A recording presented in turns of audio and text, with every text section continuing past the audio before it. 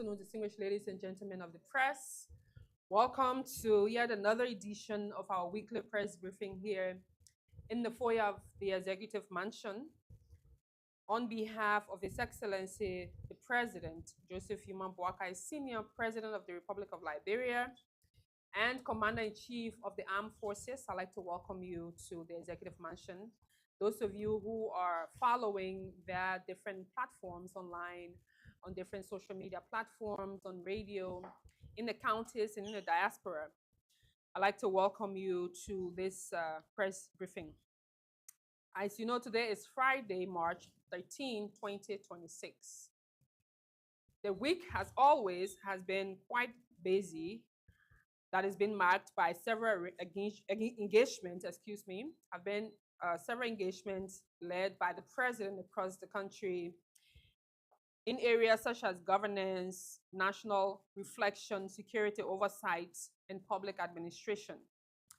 Earlier during the course of the week, His Excellency, our president, joined the Chief Justice and members of the Supreme Court of Liberia at the opening of its March term, and his presence at that ceremony marked the importance he places on the functioning of Liberia's judicial institutions and observance of the constitutional processes within the governing system, especially when it comes to coordination, despite the fact of being a separation of power. Earlier on during the course of the week, the president continued his cabinet meeting that started off last week. And this week, he continued the cabinet meeting on Tuesday, March 10, where he chaired the meeting at the Tea House here. And the meeting brought together ministers and other officials of government, including heads of state-owned enterprises and government agencies, to continue the discussion on the implementation, but most importantly, the progress of the Arrest Agenda for Inclusive Development. During the discussions, the cabinet reviewed a number of different developmental initiatives, particularly 3 pillars of the Arrest Agenda, inclusive of governance and anti-corruption, as well as environmental sustainability and human capital. Under the pillar of governance, the discussions were held on a reform focusing on public sector accountability and institutional reforms and performances. The cabinet also reviewed updates showing the increase in the national audit coverage from 61% to 65% in 2025, along with strengthening follow-up on audit recommendations. Ministers also discussed ongoing institutional reviews within the government agencies and the introduction of the National Onboarding Program aimed at strengthening professionalism within the public sector. And the onboarding process basically will entail where new appointees and new officials of government, even current officials of government, will be properly brought in and situated into the different spaces they've been appointed so that there's seamless transitioning processes. Additionally, under the governance discussion, they address issues of decentralization measures, including the operationalization of the county development units and the county councils of chiefs. Cabinet also reviewed proposals aimed at strengthening fiscal governance at the county level through the establishment of the County Treasury Fiscal Board and the implementation of the revenue sharing law. The counties are really very interested to what extent and the benefits or what they can do, specifically looking at the revenue sharing law and how counties can benefit from their share of the resources that are in the county. Under environmental sustainability, the cabinet examined initiatives related to climate resilience and environmental protection. Updates were presented on efforts by the Environmental Protection Agency to mobilize climate financing to support coastal protection and renewable energy development. The government also preparing a national tree planting initiative targeting the planting of over 2 million trees to restore degraded forest areas. So there was a discussion held, as I've mentioned, to really look at, because of the reports from the team from the Environmental Protection Agency, there is a need now to plant 2 million trees because our forest has depleted or is depleting, because the report that was presented is quite alarming. The cabinet also discussed the recruitment of additional forest rangers to strengthen monitoring and protection of Liberia's natural resources. There have been concerns were raised about the increasing use of heavy mining equipment within the forest areas and the enforcement measures to address the issues that were reviewed. Additional discussions focused on expanding national electricity access through investment in renewable energy and the possible financial stabilization of Liberia Electricity Corporation. The cabinet also reviewed the sanitation initiative being implemented by the Monrovia City Corporation, particularly street cleaning along the Center Street and waste management areas at the Wentown disposal site and other possible areas, and the need to really increase and improve sanitation around Monrovia and other environments. Under the human capital development component or pillar of the arrest agenda, the cabinet reviewed the sectoral updates from ministries of education, health, gender, children and social protection, and youth and sports. For the Ministry of Education, the ministry reported ongoing effort to mobilize funding for the construction of additional schools where there is high need, and the nationwide insurance of school operating permit to enforce educational standards.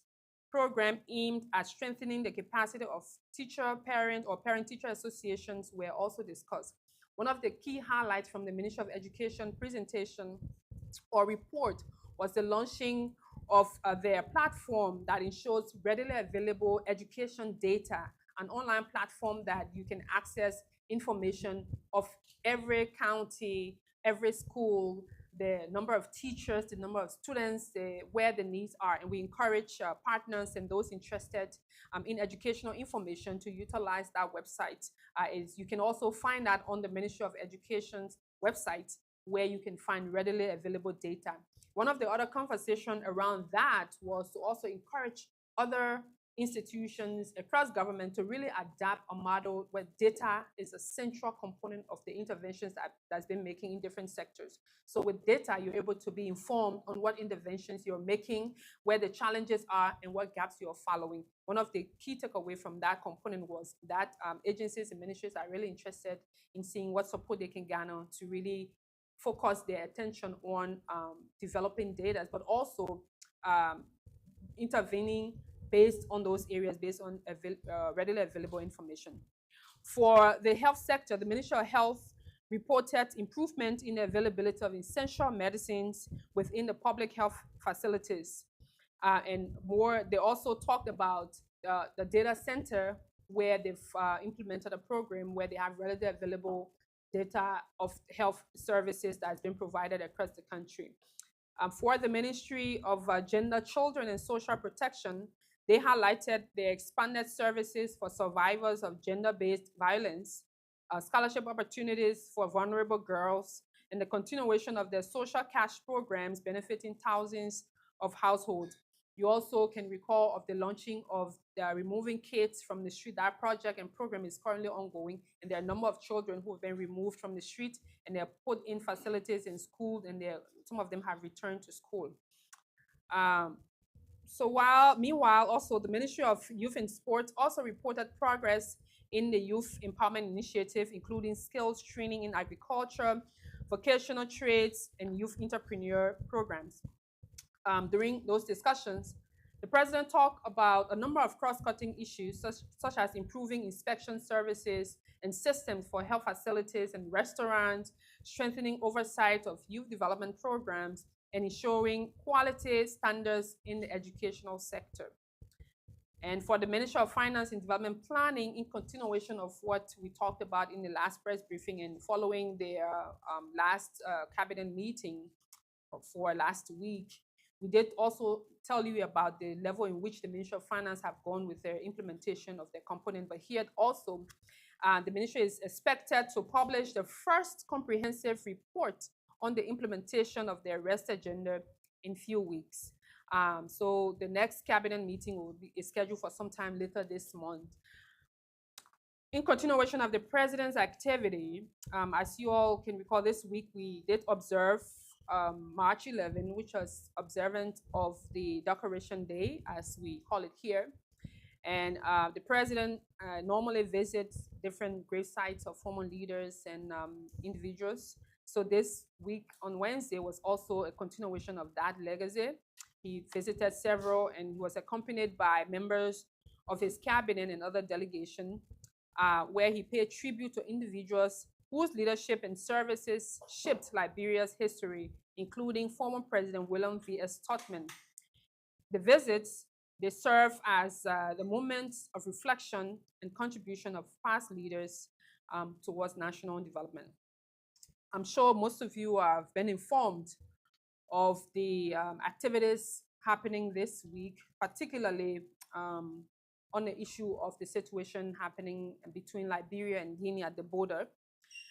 So during the course of the week, His Excellency convened a high-level national security meeting involving leaders of the legislature, the national legislature, and heads of the county security institution to review the development along the Liberia-Guinea border in Lofa County. The meeting examined the situation in Yosario, this county. I wish I get the name.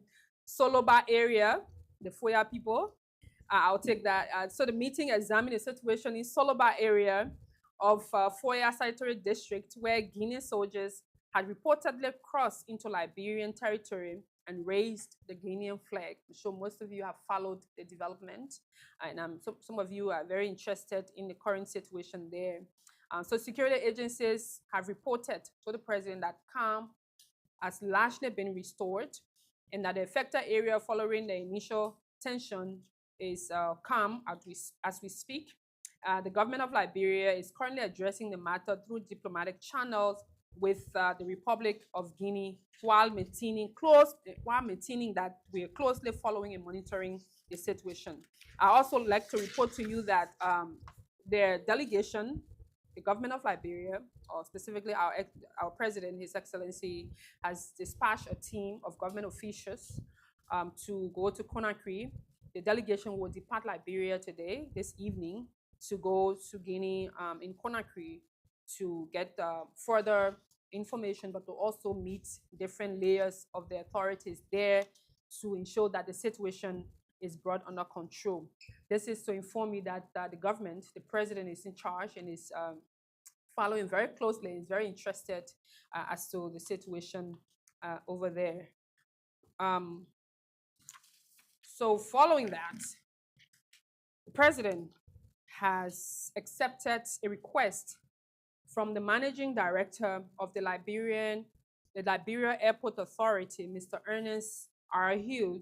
Hodges, to proceed on administrative leave pending the outcome of an investigation into concerns raised by the authority board of directors. Mr. Hodges formally submitted his request on March 9, 2026, stating that his decision was intended to allow the investigation to proceed without interference and indicating his willingness to cooperate fully with the process. This is to inform you that the current managing director of the Liberia Airport Authority has asked President Boakai for an excuse or leave of absence so that the ongoing investigation, he can pay more attention to that. So prior to the development, as I've mentioned, the president has directed the Ministry of Justice to conduct a comprehensive review of the issues raised regarding the operational management of the Liberia Airport Authority, including the period of administrative leave. And during the period of administrative leave, the Deputy Managing Director of Administration, Honorable John Bue, will serve as acting Managing Director of the LAA. The president also has made a number of different appointments, including at the National Fisheries and Agriculture Authority, NAFA. And by that, Mr. President has appointed Madam Madie Henry Peters Magbola as Deputy Director for Administration. At the Ministry of State for Presidential Affairs, the president also have appointed Mr. James K. Yole as Assistant Minister for Operations. And he has appointed Mr. Koti D. Bazi, aka Kobazi, as Entertainment Ambassador, all under the Ministry of State for Presidential Affairs. The president continues his activities this evening. He will host an iftar dinner in collaboration with the Muslim Council of Liberia in observance of the holy month of Ramadan.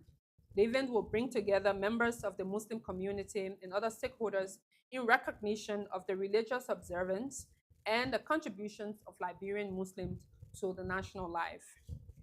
Distinguished ladies and gentlemen of the press, these engagements are a part of President Boakai's way of continuing maintaining his promise to the Liberian people. And also the issues of the week of governance, national security, history, observance, public administration, they're all part of our president's mandate in terms of ensuring that Liberia remains a better place.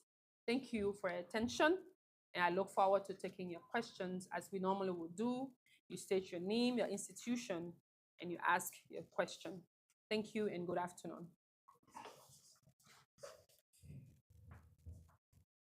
Good afternoon, PPS. My name is Prince Sa, and I report for the newspaper.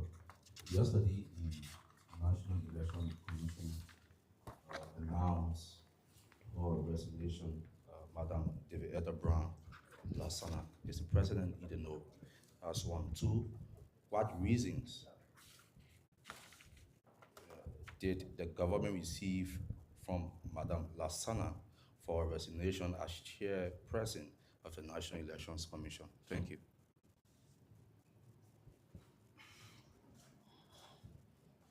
Good afternoon. I'm Christofina Yane, and I report for Prime FM. So, Madam PPS, the last time when the Minister of State with our portfolio, Mama Kambelete, distributed rice to the Muslim community on behalf of the president, and you had the chief imam said they have been crying or pleading for a holiday for Muslim community, and they are hoping that the president will heed to their cry and consider giving the Muslim community a holiday.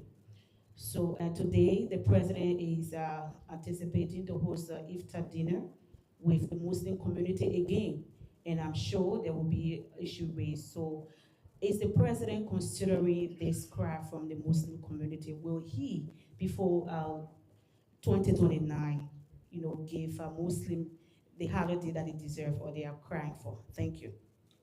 Thank you very much. If I get your first question, it was concerning.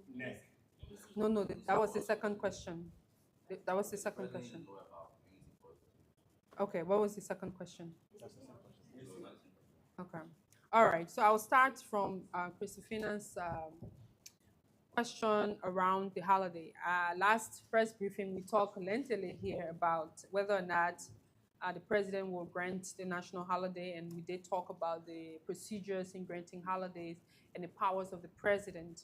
What the president can do as a president, he can do an executive order, and an executive order is a year, but also he can, again, the legislature is the authority that's close to, pass laws.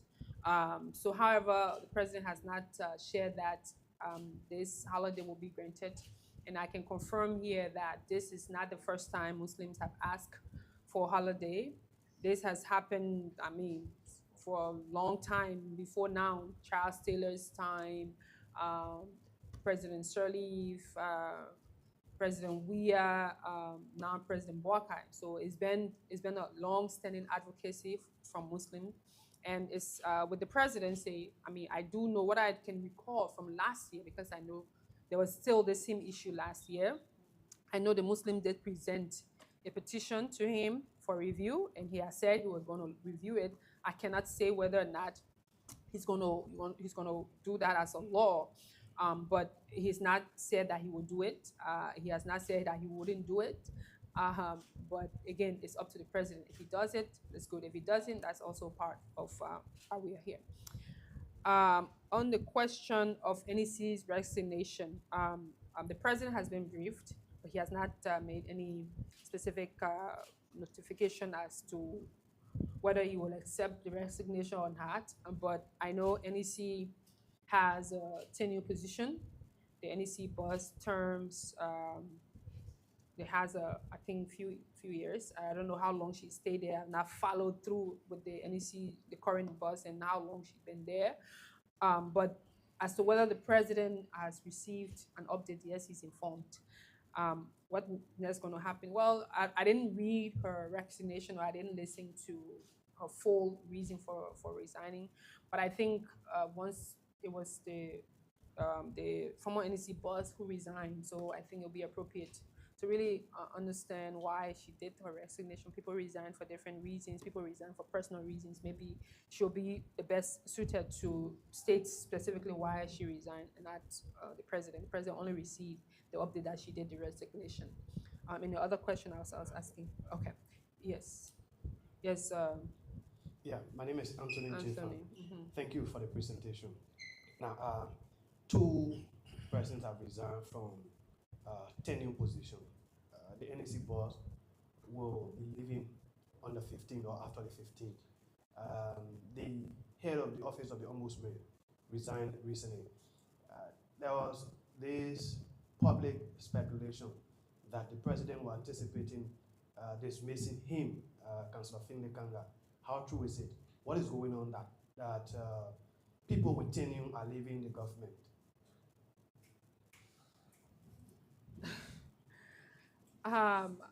Quite an interesting question. The reason I'm saying quite an interesting question is that I wouldn't know at the top of my head as to the number of people in turning position in the government. There are lots of people in turning position. Many institutions have tenured, and you only have two persons who, in your words, have resigned. But I'm not quite sure. Even the ombudsman is a turning position. I'm not quite sure. I don't think it is, except I need to check.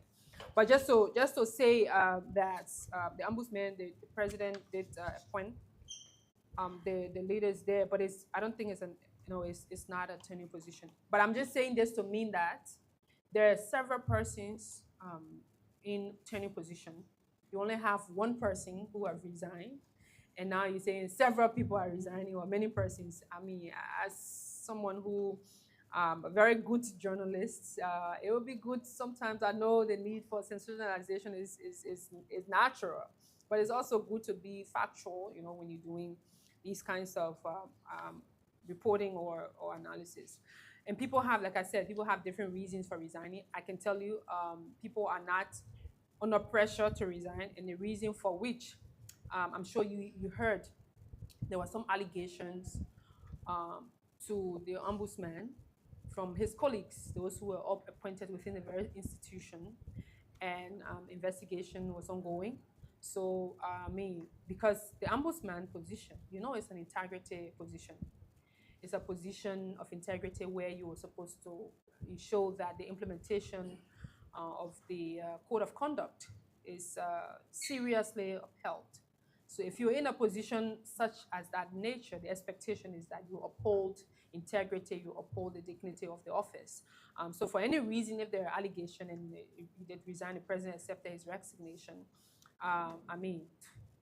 it is just obvious that as a media person to be able to follow up through, but there's not several persons. There are many institutions, people in turning positions are still serving different offices, and they're continuing to serve. So not several persons, in your words, are resigning. Yes, Stephen. Oh, you have the mic. Yeah, okay, madam. Yeah, my name is Yubini Masale, and I work for Sky FM and Sky Television. My attention is drawn to the Guinean border between Liberia and Guinea. I would like to know what specific reasons that the Guinean army gave for them to cross the river to come to Liberia, uproot Liberian flag, and planted theirs. Because it's not just an ordinary border point or land border point. It is a river, have to cross from Guinea to Liberia. information gathered is that because of the peace hub that has been constructed on the Liberian side, let's say in Foya, people that are mining sand, were mining sand and also other minerals, and which of course made the Guinean to be, somehow angry to come to Liberia to uproot Liberian flag and plant their flag. What information, though you have sent, or you will be sending delegation to Guinea this evening, but we would like to know, I'm talking about the government now. The government will be sending delegation to Guinea to actually discuss on the issue. So please elaborate a bit. I don't know, what do you want me to say further on that situation? I think I was very clear, Eugene, that the president have dispatched delegation to go to Conakry and they leave this evening, according to what we've gathered so far. As to what reason the army gave, I mean, you're the journalist here.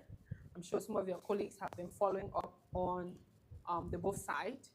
But I can tell you, our security team, because this is a very important situation happening at the border, and the security teams are really on top of it. They're keeping the president informed and updated as to what's going on. And so there's also been a number of different meetings held within Liberia with the different sectors, including the legislature, like I mentioned earlier. And both houses, they've been briefed and they've been updated as to where we are. As to, again, your question as to what the Guinea Army, or the reason the Guinea Army gave for crossing over. You should do some investigation and let us know what their justifications are. And borders are important components within country's sovereignty. So to just leave your country and come to another person's country, uproot their flag on their landmark, and waivers in most instances are borders between countries. I mean, if you talk to people, they will tell you the landmark was this place. And you all know Liberia is the oldest in the region, on the continent, the oldest African country. So if anything, Liberia could have, asserted a lot of authority on those different spaces. But it's a very serious matter. Again, like I've mentioned, the security teams are on top of it. It is nothing it's concerning. I wouldn't want to say it's nothing for us to worry about, but it's concerning, and particularly in the region, in Lofa and the area over there in Foya district. So it's important, but the president is on top of it. The government is on top of it. I've mentioned, team is leaving today to go to Conakry, and they will return on Sunday. And so we'll keep you updated, but it's nothing for the entire country to be so worried about, especially so that our security teams have briefed us and I said calm has been restored. And the security teams also encouraging our Liberians over there, Liberians in Foya, Liberians at the border area, to remain calm, and to also not take laws into their hands to go and do anything. They should trust and give the leadership, the police, and the authorities their time and due diligence to be able to do their job, and not go and do any self-help thing, or say we too will go and cross over and do that. That's what normally will escalate these kinds of things. So absolutely, it's a matter that's really the government is taking very seriously. It's nothing that the president is taking lightly. Yes, Stephen. Thank you, Madam PPS. My name is Stephen Sompon, and I report for the State News Agency. Madam PPS, my attention this afternoon has been drawn to a recent publication by the Liberia Anti-Corruption Commission. So recently, the LACC released a long list of past and current government officials who were indicted for corruption, and key among them, we're talking about LACRA and other government institutions, and including those present officials. Is Mr. President, in his wisdom, will be consider these people? And 1, 2, this afternoon we listened to Liberia position from Louis Brown, the envoy there in the U.S. surrounding the conflict between the U.S. and Iran. So we would like to clearly note Mr. President's position as it relates to the war between the U.S. and Iran. Thank you. Yes. Okay. Good afternoon, Madam PPS. Good afternoon. My name is Lois Bibi, and I report for Punch TV. And my attention has been drawn to the situation in Solomon, Lofa County, that which, of course, a lot of citizens are also being concerned about it when it comes to the particular issue.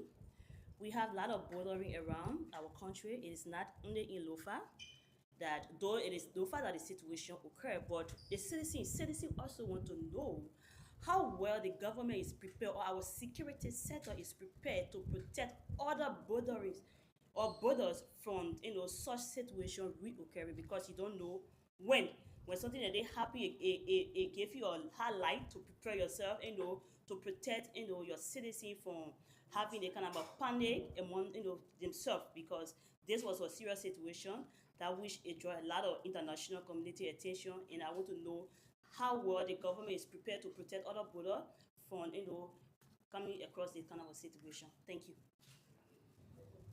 Thank you very much. That's a very important question, Lois. Um, these things, they don't normally just occur like abruptly. There have been skirmishes of back and forth accusation. This land is for us. This land is for theirs. Sometimes, but the security team have been on top of it as to how well the borders are secured.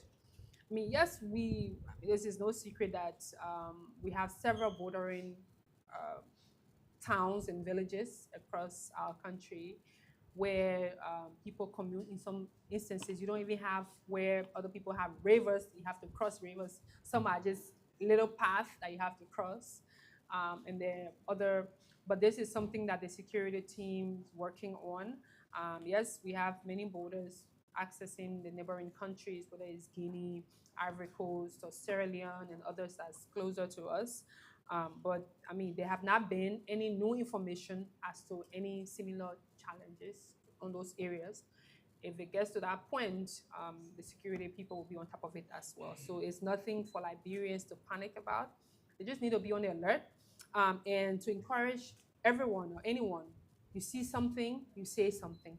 Meaning that if you see activities or people doing things that you believe they're not doing it right, instead of you taking, any action into your own hands, it will be important to alert state security, alert partners, and say, oh, we've seen these movements, or we've seen these people, or these people are doing X, Y, Z. So we need, that's what the government will encourage citizens to do. As to some point, as to Liberia's position on Iran, I'm not sure you want the president's position particularly. The president will not differ from what the stance the government takes, because of course the president has the government. So the position that was mentioned by the ambassador in the United States is the position of the government, and the president stands by that. As to LACC and the list that the LACC put out, whether or not the president will reconsider or will those who were cleared. In fact, if you read the LACC's report or the LACC over the last few days, some things that they've said, they said in one instance, they'll say, this doesn't mean that we've cleared people of all the different corruption allegations. We're only clearing them on this particular instance. So the president's team, the president legal team, is reviewing, the report from LACC to appropriately advise the president. At the conclusion of that review process, you have the legal team will update His Excellency the President as to what the recommendations are in those particular and specific instances. So it is not, and also the legal team have their way of asking questions. And if they really, because some of the reports, some of the people who are sent for further investigation, there can still be charges brought against them. They can still go through the Ministry of Justice or even further to court to be able to prove their guilt or innocence, or disprove their guilt or innocence, whichever way, or whoever, they too can go and say, oh, well, I've been clear, but people still owing me, so I have to go, to go clear my name. So it's not something that because LACC have put out this list, that means it's an automatic thing that the president will automatically reinstate them in instances where they were suspended or they were dismissed. So the legal team, as I've mentioned, reviewing, and they will get back and do a full report to the president. And the president will inform us as to what actions are there based on recommendation and further consultations. I think so far, that's what you all have asked. You, Bene, still want to follow up on your peace hub? No, not a piece of Okay. Yes. Okay. So we'll take Yes. Mr. Yeah. Go ahead. Exactly. Go ahead, please. Yes, I am Ochugu S. Kangachiyam, a ref for the Happy newspaper. You said that government is prepared to plant over 2 million trees. The trees are relative. I would like to know which types of tree. We have mango, we have sycamore tree. Which type of tree? Number 2, how many forests are damaged for which the government is prepared to plant these trees? And what will stand to benefit from the project? Besides, last week you said that government is on top of the game, so Liberians shouldn't panic about what is happening in the Middle East. In terms of gas price increment, a president, even the United States president, has not revealed when the war will come to an end. I would like to know what is Liberia's stance to maintain stable gas price as the war keeps going on. What is Liberia's stance? Thank you very much. I will start with your last part as to what's going on and what Liberia stands. And when I did indicate to you all last week about us not being in a panic mode, that the economic management team, as well as the team of LPRC and other stakeholders are involved. And yes, they've been on top of the game. If you could recall, during the course of the week, the managing director of the Liberia Petroleum Refining Company did explain and express that, of course, there will be challenges because, as you all know, Liberia is not an oil-producing country, and most of Africa, and we rely on oil coming from the Middle East and other places.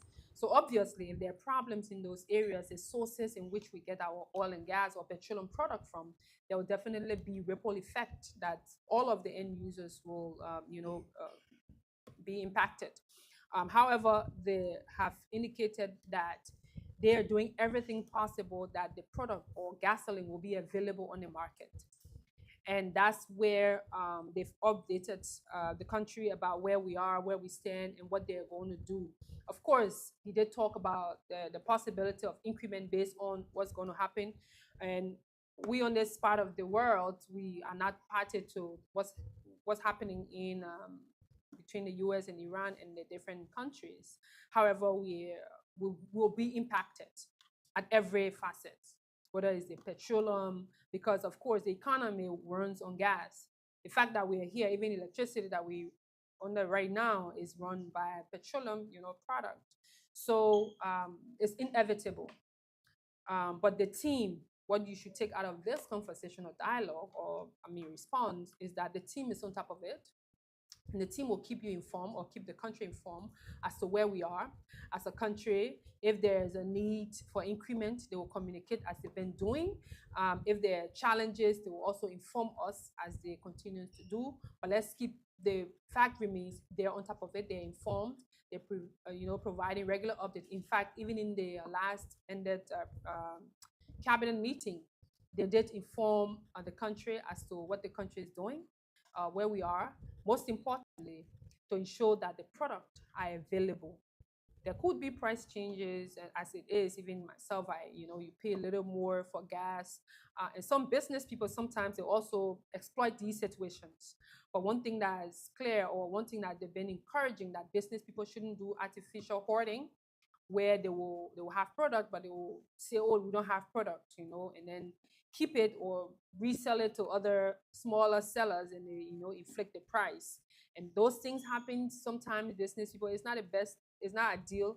Business people, sometimes exploit these kinds of situations. But if you do that, you're doing that to your own people, to your own country. It doesn't make good business sense. Well, it may make business sense to them, but on the other side, you're creating a situation that's really not. And the government is encouraging business people to remain loyal to their customers and not to do artificial hoarding or holding the product, waiting for something, and then to inflate the price if you bought it initially at a lower cost, and all these things.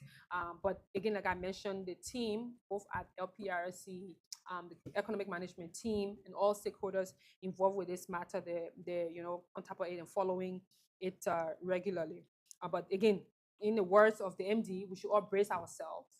The longer the war stays on, the more challenging it becomes for everyone, including not just the oil and gas sector, all other sectors, because, like I mentioned, the economy runs on oil and gas, on petroleum product. So if ships having different routes to bring in different things, they might add the transportation cost, if it's taking them longer time or more fuel to use to come and bring you different services and goods and items. Just know that those prices can be an add-on. Again, keep listening to the authorities on this, and they'll keep the country updated as to where we stand. But let's be realistic and brace ourselves that it's going to be challenging depending on how longer the conflict continues. As to the kind of trees, as I mentioned, the Environmental Protection Agency did a presentation giving the status of our environment and that our forest is being depleted. So when it comes to the specs as to what trees there needs to be planted, but specifically EPA is talking and trying to galvanize the necessary resources to begin an initiative of planting trees. Because as you know, trees in our forests have been used as logs. If you see these huge logs that they're cut and turned into planks, plywood, and other different things. Some are transported outside of Liberia. Some are used on the local market and they sell, people building houses. So over the years, there have been a number of activities happening in the environment that's causing the situation. So based on that, the EPA is launching this initiative to plant at least 2 million trees to help fill in the gap of what has been created over the time. As to the specifics, I think EPA will be the best to tell you when the initiative will be launched. So what I was able to do for you is to give you an idea on some of the conversations that happen at the cabinet and where the country is thinking when it comes to the environmental protection side of things. What was your other question again? I think those were them. And Eugbene has a final question. Yeah, maybe just to buttress, I was the same question I wanted to ask. But let me just concerning the trees. Concerning the trees, yeah. What kind of tree you want to get planted? Yeah, for me. You want plum tree? You want more orange trees? Or? I was born above the trees. Okay. The Firestone and the rubber trees. Yeah. So you see, Firestone, whenever the trees are old, they can discard the trees and plant new trees, to be able to get more latest. So I was like concerned as to what the environmental protection going to plant, and whether the mango trees or the orange trees or the guava trees and all that kind of stuff. So right now, yeah. I can just answer your question off the back. Right now, they are in the preliminary stages, but the point they were making is that our environment is depleted, especially when it comes to trees. We've cut trees in this country for God knows how long, and there's a need to replenish them. As to the specifics, I'm not sure the EPA is interested in planting rubber trees. And the purpose for those trees, you should know, talking about carbon credits, the carbon market is important, but also in protecting the environment, protecting the spaces, the airspace. Because as you know, over the last, I would say maybe 15, 20 years, we've done a lot of mining activities. mining the golds, the diamonds, and all the different things we've been mining, iron ores and stuff. So as you know, when you mine, you're not just doing a surface mining, you're going deep down. So you're brushing all the trees, going underneath, going in some instances, going beneath and going all the way to the water, you know, and doing more. And so those actions and activities depletes the environment. And so by that, the information is that we need to do more to protect the environment, to plant trees, and that's why the need for this tree planting is important. As to whether it's going to be mango tree, I doubt it's going to be mango tree. I doubt it's going to be a rubber tree. I know they're different. They have different trees. I can say for a fact they have different kind of trees that they'll be interested in planting. There are some trees that grow as large as this podium or even larger. I'm sure when it comes to as to the specs, when they get to the implementation stages of the tree planting initiative, the whole country will be aware, and those specific environments that are going to be affected or are currently affected, or you know, the initiative will start, they will you know, they will be informed appropriately. So it's not something to worry about right now. If you want to be part of the activities of the tree planting, maybe Youth Benin's own family want to be part of saving the environment, I'm sure EPA, I can share you the contact of the EPA boss, and then you can reach out and say, we are here, we want to be part of this saving our environment and saving lives initiative to plant trees, and I'm sure he will be happy to have you. And also your Sky TV team can do some coverage of it. It's been a long day, and it's going to be a long evening as we all get ready to go to the president's iftar program that will be happening. And also it's by invitation. Sorry to say to my people before they say, oh, why, you know, it's by invitation. So all the appropriate organizations and communities have been giving a printed invitation. And we thank the president for, again, undertaking this initiative. The community is happy for that, and the ongoing Ramadan initiative that he continues to do beyond in terms of helping the community. So thank you all so much. We look forward to seeing you again next week, Friday, as we continue to work in the interest of the Liberian people and update all of you as to the actions and activities of His Excellency the President, Joseph Imam Boakai Sr. Thank you and goodbye from my end.